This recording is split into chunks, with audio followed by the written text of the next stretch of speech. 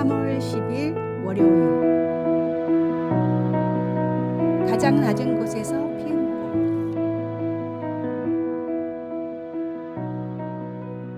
한국 전쟁이 끝난 직후에 태어나 힘든 상황에서 신학을 공부하던 허병섭 목사님은 졸업을 앞두고 백혈병에 걸렸습니다. 병상에 누워 죽을 날만 기다리던 허 목사님은 교회 성도들이 십시일반으로 모은 성금으로 그나마 요양을 할 수 있었습니다. 놀랍게도 그 과정에서 병이 나았고 건강이 회복되는 기적이 일어났습니다. 목사님은 신학교를 졸업한 뒤 자신을 위해 없는 형편에도 돈을 모아준 성도들을 생각하며 가장 낮은 곳에 내려오셨던 예수님과 같은 마음으로 평생을 살겠다고 다짐하셨습니다. 그는 고아로 태어나 구두 닦기를 하는 아이들과 함께하기 위해 청계천의 판자촌을 찾아갔고 혹시 거리낌이 있을까 싶어 목사님이라는 것도 밝히지 않았습니다. 이후 빈민선교단체인 특수지역선교위원회를 만들어 꼬방동네 같은 여러 빈민가를 찾아다니며 사람들의 고충을 함께 했고 이 과정에서 5번이나 감옥에도 가셨습니다. 노가다 목사님, 빈민의 벗이라고 불리던 목사님은 생애 마지막까지 세상에서 가장 소외된 사람들을 찾아가 함께하고 예수님을 전하는 삶을 살다가 소천하셨습니다. 우리도 예수님을 믿고 구원받은 두 번째 인생을 허 목사님처럼 의미 있게 살아야 합니다.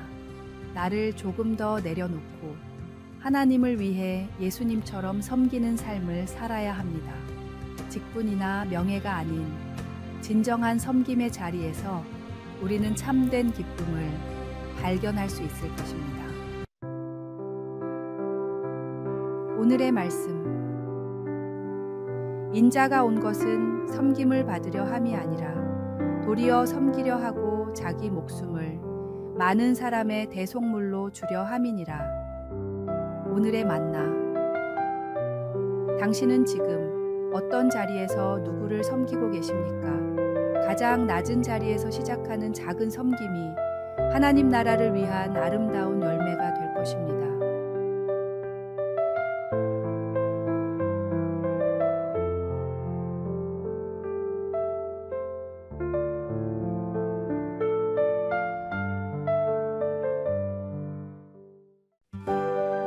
(3월 11일) 화요일. 불평이 부른 비극. 숲속에서 닭과 쥐 그리고 토끼가 함께 살고 있었습니다. 세 동물은 각자 잘할 수 있는 일들을 맡아서 했습니다. 토끼는 요리를 하고 쥐는 물을 길어왔고 닭은 땔감을 모았습니다. 평화로운 생활이 이어지던 어느 날 땔감을 줍는 닭에게 까마귀가 날아와 말했습니다. 바보같이 왜 혼자 가장 힘든 일을 하고 있니? 나라면 땔감을 줍지 않고 편하게 물을 길어올 텐데. 이 말을 들은 닭은 집으로 오자마자 자기 일이 가장 힘들다고 불만을 털어놨습니다. 결국 닭의 제안으로 서로의 담당이 바뀌었는데 나무를 하러 간 토끼는 늑대에게 잡아먹히고 물을 뜨러 간 닭은 부리로 물통을 제대로 들지 못해 물에 빠져 죽고 말았습니다. 쥐는 부엌에서 기다리다 못해 혼자서 땔감도 구하고 물도 기르려 했지만 결국 과중한 일로 인해 굶어 죽고 말았습니다. 페르시아 사람들은 이 우화를 통해 불평 한마디가 때로는 평지풍파를 일으킨다는 교훈을 가르칩니다. 작가 라이트는 불평과 잔소리를 한마디씩 할 때마다 당신의 가정은 무덤으로 들어가고 있다라고 했습니다. 불평은 가정뿐만 아니라 직장, 교회, 어느 곳에서도 유익을 가져다 주지 않습니다. 오히려 불평은 공동체를 무너뜨리고 관계를 깨뜨리는 독과 같습니다. 정말로 어렵고 억울한 상황이 찾아온다 하더라도 불평하기보다는 성령님의 인도하심을 더욱 구하십시오. 주어진 상황에서 감사할 것을 찾고 맡겨진 일에 최선을 다하는 것이 우리가 가야 할 길입니다. 불평 대신 감사로, 원망 대신 기도로 채워갈 때 우리의 삶은 더욱 아름답게 빛날 것입니다. 오늘의 말씀. 모든 일을 원망과 시비가 없이 하라. 이는 너희가 흠이 없고 순전하여 어그러지고 거스르는 세대 가운데서 하나님의 흠 없는 자녀로 세상에서 그들 가운데 빛들로 나타내며. 오늘의 만나. 오늘 당신의 입술에서는 불평과 감사 중 무엇이 더 많이 나왔습니까? 불평은 우리의 영혼을 메마르게 하지만 감사는 우리의 삶을 풍성하게 합니다.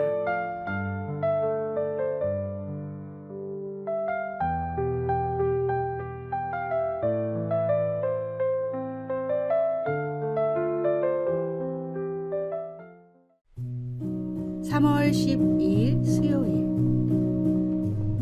일상의 예배가 된 청년. 한 공장에서 일하는 청년이 있었습니다.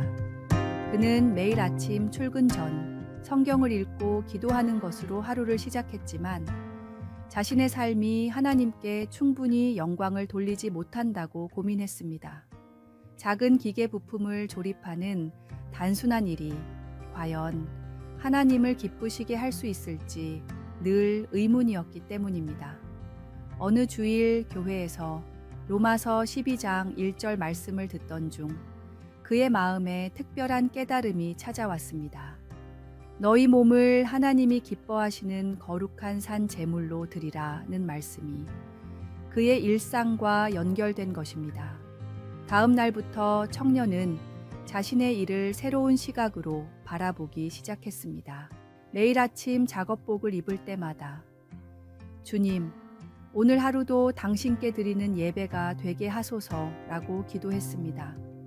그의 작업대는 예배 제단이 되었고 그가 만드는 모든 제품은 정성스러운 예물이 되었습니다. 시간이 흐르자 놀라운 변화가 일어났습니다. 그의 제품은 공장에서 가장 품질이 좋기로 소문이 났고 동료들은 그의 성실함에 감동을 받았습니다. 어떤 이들은 그에게 비결을 물었고 그는 자신의 일이 곧 하나님께 드리는 예배라고 설명했습니다. 점차 그의 작업장은 작은 예배당으로 변모했고 많은 동료들이 그의 삶을 통해 참된 예배의 의미를 깨닫게 되었습니다. 한 사람의 작은 깨달음이 일터 전체를 변화시킨 것입니다. 오늘의 말씀.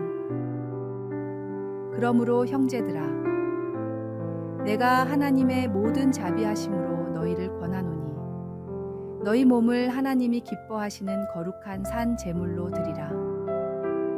이는 너희가 드릴 영적 예배니라. 오늘의 만나. 예배는 단순한 의식이 아닌 삶의 전부입니다. 우리의 일상 속 모든 순간이 하나님께 드리는 거룩한 예배가 되어야 합니다.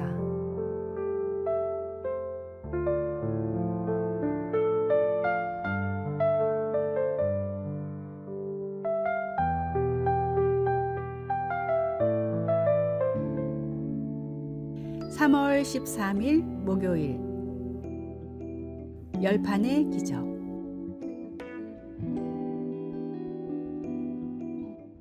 도시에 한 작은 피자 가게 주인이 있었습니다. 그는 매일 같은 자리에서 피자를 만들었지만 손님은 점점 줄어들었습니다.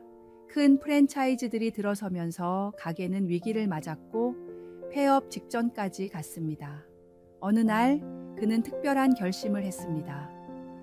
하루에 10명의 손님에게만 피자를 팔겠다.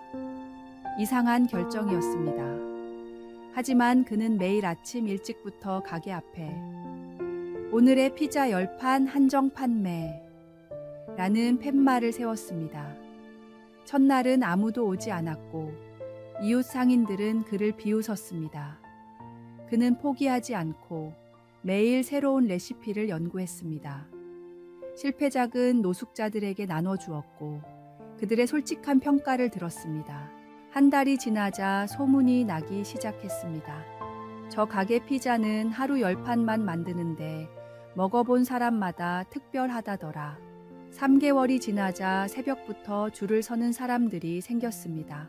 6개월이 지나자 SNS에서 미스터리 피자로 유명해졌습니다. 사람들은 오늘은 어떤 피자일까 하는 기대감에 줄을 섰고 맛본 이들은 평생 잊지 못할 맛이라고 했습니다. 그의 비결을 물어보자 그가 웃으며 답했습니다. 매일 10판만 만들겠다고 결심한 건 포기하지 않기 위한 작전이었죠. 100판을 대충 만들 수는 있지만 10판에 모든 정성을 쏟으면 반드시 누군가는 알아준다고 믿었거든요. 제한된 수량이 오히려 저를 완벽에 가깝게 만들었습니다. 오늘의 말씀.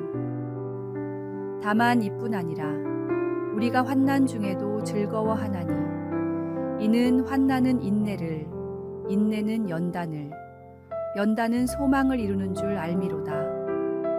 오늘의 만나. 인내는 결코 멈춰 있는 것이 아닙니다. 한계에 부딪힐 때마다 새로운 길을 찾아내는 지혜이며 그 과정에서 피어나는 희망입니다.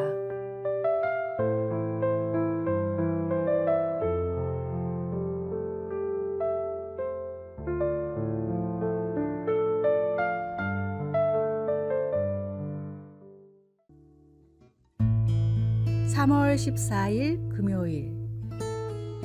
잊을 수 없는 생명의 은혜. 가재를 잡으러 남목산 계곡으로 떠난 3명의 아이들이 있었습니다. 이른 아침에 나간 아이들은 저녁이 돼서도 돌아오지 않았고 아이들의 부모님들은 바로 실종 신고를 했습니다. 경찰과 더불어 온 마을 사람들이 나서서 산을 뒤졌지만 아이들은 흔적조차 발견할 수가 없었습니다. 그렇게 무려 28일이 지났고 공식적인 수색도 끝났으며 아이들의 생존에 대한 가망이 점점 사라져갈 때였습니다.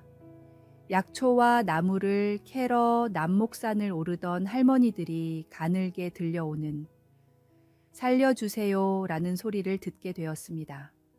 서둘러 소리가 나는 곳으로 가보니 앙상하게 뼈만 남아있는 아이 3명이 누워서 내는 소리였습니다. 아이들은 골짜기에 갇혀 빗물을 받아먹고 겨우 살아있었지만 힘이 빠져 제대로 구해달라는 소리를 내지 못했습니다. 다행히 할머니들의 발견으로 3명의 아이는 구조되었고 다시 건강을 회복했습니다. 부모님들은 감사의 마음을 담아 큰돈을 들였으나 할머니들은 아이들이 무사한이 됐다며 고사했습니다. 아이들은 할머니들에 대한 은혜를 잊지 않았습니다.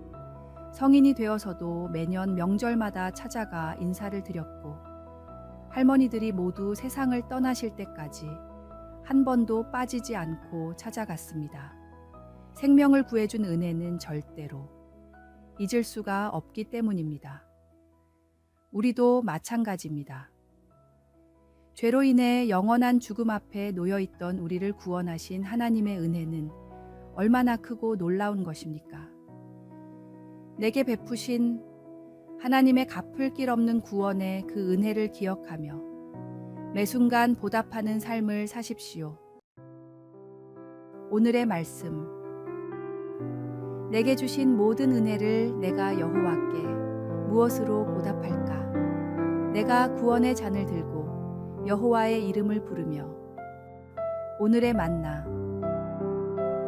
오늘 당신이 누리는 모든 것이 하나님의 은혜임을 기억하십시오. 그 은혜에 감사하며 살아가는 것이 우리가 할 수 있는 최선의 보답입니다.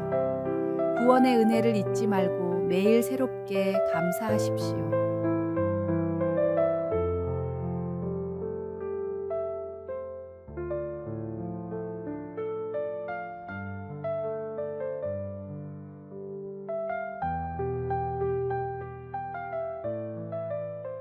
아래에 빨간색 글자 구독을 누르시어 더 많은 전도의 열매를 맺으시기를 기도합니다.